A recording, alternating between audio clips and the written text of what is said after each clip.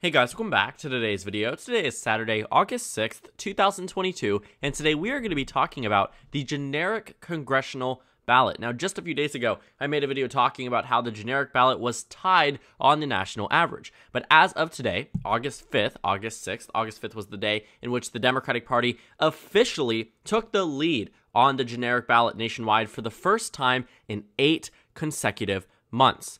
For a very long time, the Republican Party had maintained a very strong advantage nationally speaking. From November onward, which are actually getting over to 9 months now, November onward, Republicans had maintained a lead that hadn't been able to be overcome by Democrats when it came down to practically any pollster. Now, there were some out there that routinely put the Democrats ahead, and they were largely seen as outliers. We talked about them. We talked about the Morning Consult poll, the Economist poll, the ones that typically showed Democrats faring better than some of the other pollsters.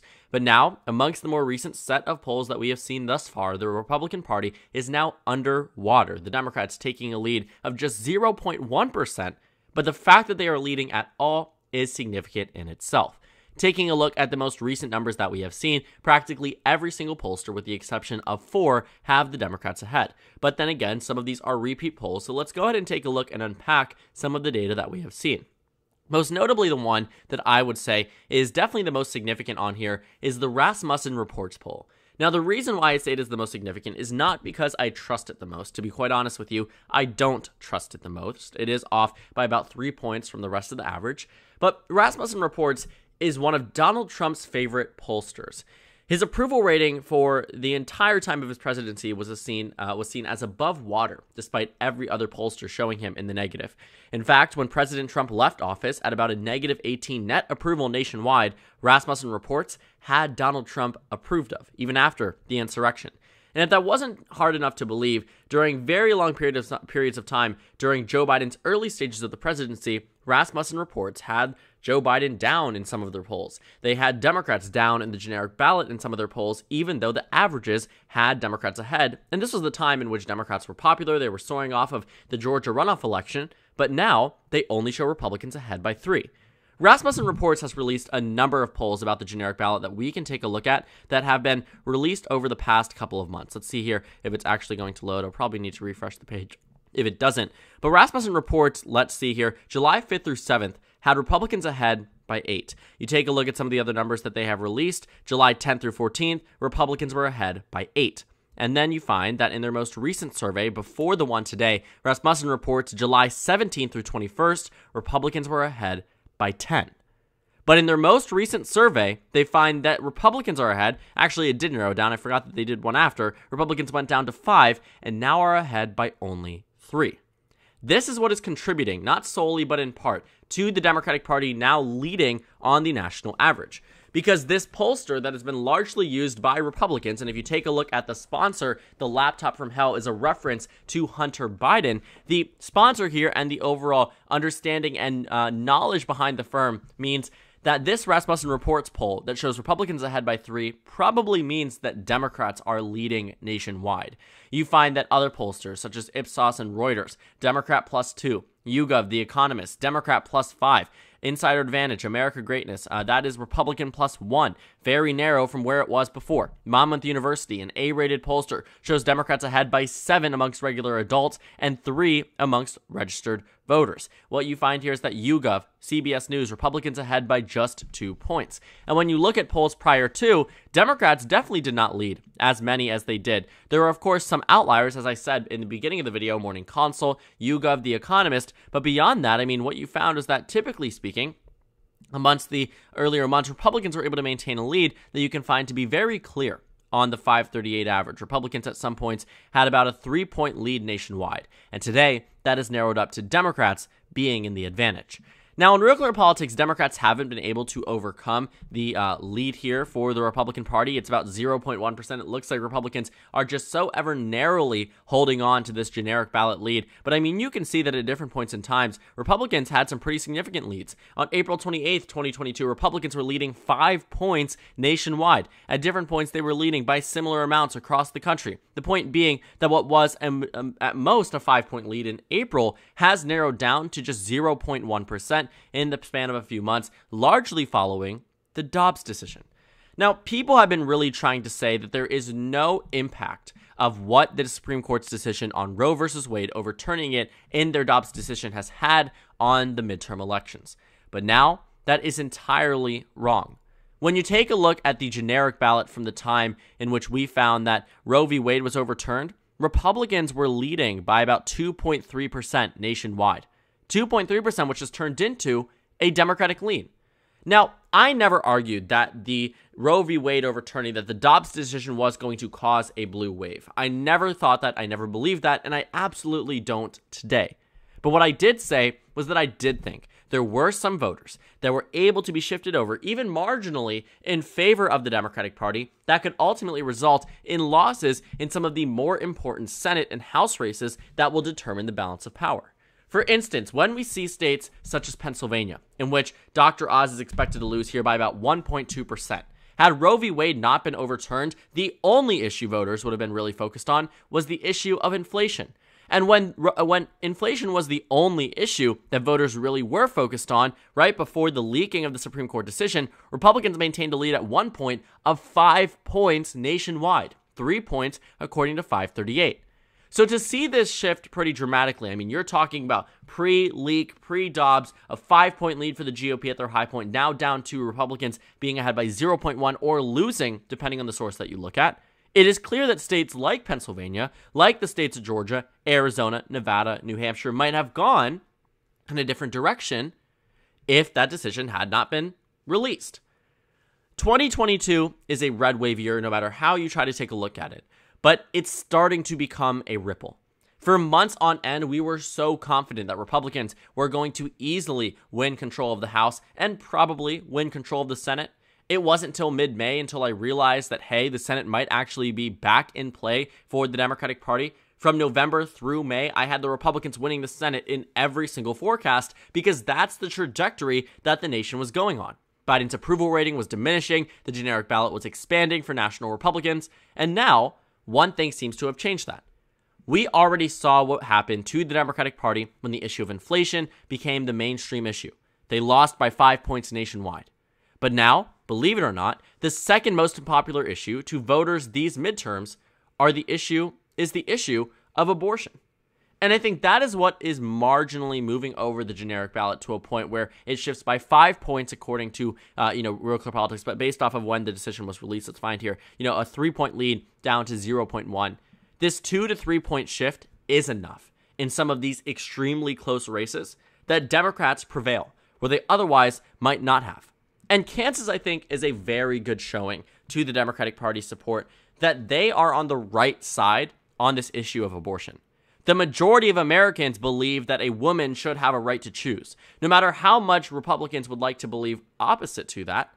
At the end of the day, Kansas proved that. At the end of the day, national polls prove that. And I can guarantee you, if you were to throw an abortion amendment on the ballot in every single swing state, Democrats would get a bump from that. Why do you think Michigan Democrats are pushing so hard for this codification of abortion to be put into law this November, to be put on the ballot? Because associating Tudor Dixon, and I know we're getting a little bit off track here, but associating the Republican nominee for governor with the anti-abortion stance and the Democratic nominee for governor with the pro-abortion stance, and a result similar to Kansas, if not more expansive in favor of the pro-choice side, that will help that Democrat, even marginally, enough that in some cases it will benefit them enough to win that race that they otherwise might have lost. You've actually started to see some candidates, including the one in Michigan specifically. I'm mentioning it because I saw an ad yesterday from Tudor Dixon, the Republican nominee, as I just said, who was sending out an ad ahead of this amendment or this codification even being on the ballot, saying that, you should separate the governor's race from that referendum because Republicans know this is an issue they simply cannot win. The public sentiment has been pushing back on Republicans following this decision, and it is no longer something that Republicans can deny. Democrats never once should have been in the lead following November. Not 1 point at all. And, I don't even think that this lead is going to maintain itself. I think Republicans, by the end of the day, by the end of November, will bring back their lead. But there is something to be said about this shift now, that if Democrats are able to continue it, because we know that Democrats have dropped the ball on things in the past, but so have Republicans, if Democrats can continue it over the next 100 days moving into November, then it actually might look a lot better for the Democrats this midterms than it did 2 months ago, 3 months ago. The main problem I have for the GOP here is that it was supposed to get better for them. They were supposed to expand their generic ballot lead. You take a look at 2014. They were at this point in time in August of 2014. What happened in November? They won by 7 points nationwide, 6 points actually. 2010, Republicans and Democrats were narrowing it up, but about this point in 2010, Republicans had about a 6-point lead nationwide. They won by about 7 in November. So it really just depends, but this might not be a 2014 type of year. Because if it was, you would have started to see leads expand for the GOP in Senate races and House races. And guess what? 2014 was far more impressive because Republicans picked up 9 seats in the U.S. Senate. 9 Senate seats. And what can Republicans, what are they struggling to do now? Just pick up 1. Looking at this 538 article, I would say this is definitely interesting reading because it definitely shows why abortion is, not may, but is a winning issue for Democrats. It doesn't matter if this is something that, eventually will fade into irrelevancy. Abortion is important to voters across the United States, and the Supreme Court ensured that when they did not protect a woman's right to choose and privacy to her own health in that Dobbs decision. Looking at what the Kansas abortion did, it gave the Democrats a revitalized sense of energy, a sense of enthusiasm, and something that also the Supreme Court handed to them. When you take a look at the Supreme Court decision leaking, more Democrats now believe that abortion should be legal in all cases than at any point in time in polling history. When you take a look at the numbers in terms of the Republicans as to who believe that abortion should be illegal in all cases, it is now at a record low of just 18%. The majority of Republicans, 59%, believe that abortion should be illegal in most cases. But 59% combined with 18% means that about a fifth of the party is going to be feeling left out by the decisions and the national messaging that the GOP is going to have to adopt because of referendums such as this one. Being pro-choice or pro-life didn't matter when Roe v. Wade was in place for 49 years. But it matters now. It matters because now there will be severe implications of a pro-life governor, of a pro-life legislature, of a pro-life president that could infringe on a woman's rights that might otherwise be established in states already. And that's where the problem lies for many of these voters. And as this article states, attitudes on abortion are shifting in favor of Democrats. The overwhelming majority of Democrats believe that abortion should be legal in most or all cases. You're talking about 80% plus. 91 or 93% based off the numbers, 91%, sorry about that. Amongst independents, what do we find here? Well, 30% of independents believe that it should be legal in all cases. 28% believe that it should be legal in most cases. If Democrats are winning 58% of independents every election, Republicans will never win ever again. Obviously, that's a stretch. Obviously, I don't expect that. I think Republicans and Democrats are still going to be clashing it out and still going to be in competitive races. But what I can say is that having 58% of independents on your side is definitely the way that the Democratic Party wants to go. Because while it isn't going to be more important than inflation, what happens when inflation goes away? What will be the Republican Party's issue in 2024? Because the economy looks like, based off that jobs report and what we have seen thus far, isn't going to be as bad in 2024 as it is today. This issue of abortion is only going to remain very prevalent until a new Supreme Court decision mandates something on the national level or Roe v. Wade is put into law on the national level. But that's going to take a lot for the Democratic Party, and honestly speaking, it might continue to force abortion to be an issue that is so heavily talked about. Over 10 more states have abortion referendums that will hit the ballot in 2022, 2023, and 2024. It is only going to hurt Republicans to have these issues on the ballots. Because while some states might vote to ban abortion, redder states than Kansas, but that'll still be a stretch considering the margin that we have seen here. While the majority of states, red states, might be inclined to ban abortion, what about swing states? Kansas is a Trump plus 15 state, and they defeated an abortion referendum to ban it by 18 points statewide. A 30-point swing from their candidate that they were the pro-life candidate that they chose for president and the stance that they actually believed in. Just something to think about. And based off of this generic ballot lead, it definitely has everything to do with the Dobbs decision. And that's also why I think, what we are finding here, not only on the polls, but also on the betting markets, that people are a lot more confident in Democrats. Democrats at a low point had 8 cents for winning the House. Today, they're at 20.